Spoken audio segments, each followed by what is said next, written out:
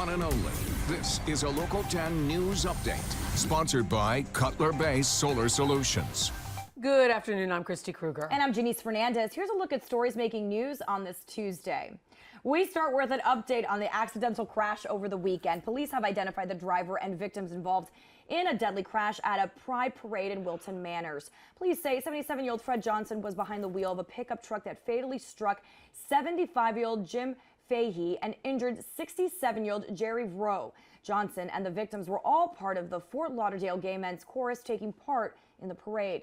The chorus's founding director, Gary Keating, was treated for minor injuries. Authorities say the crash was an accident. A family demanding answers after their loved one was just brutally beaten in his own Hollywood neighborhood. Frank Pankava's sister tells us he suffered multiple fractures in his face after going to tell his neighbors to turn their music down. She says Frank does struggle with some mental illness, but even if he had aggressively approached the neighbors, this beating went well beyond self-defense. He has since been placed in a medically induced coma. Hollywood police are looking into it. Royal Caribbean's Freedom of the Seas returned to Port Miami this morning after setting sail on a simulated voyage. It's the first ship to sail with passengers from the U.S. since the start of the pandemic. The simulated sailing left on Sunday with 600 employee volunteers on board. The company's goal was to test some of the new health and safety measures outlined by the CDC before the cruise line welcomes paying passengers next month.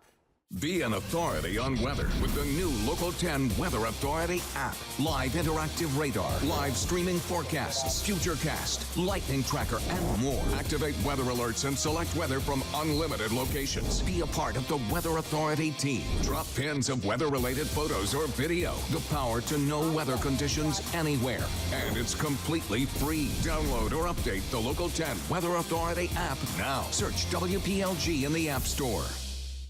The mayor of Weston has signed 2 new proclamations recognizing Pride Month and Caribbean Heritage Month as well. However, some critics believe they were signed by the mayor, Margaret Peggy Brown, yesterday only after public pressure.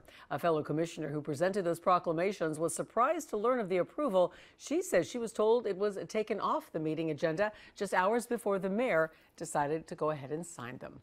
And as breaking news happens, we have you covered both on air and online. Just head on over to local10.com for more local news coverage and updates.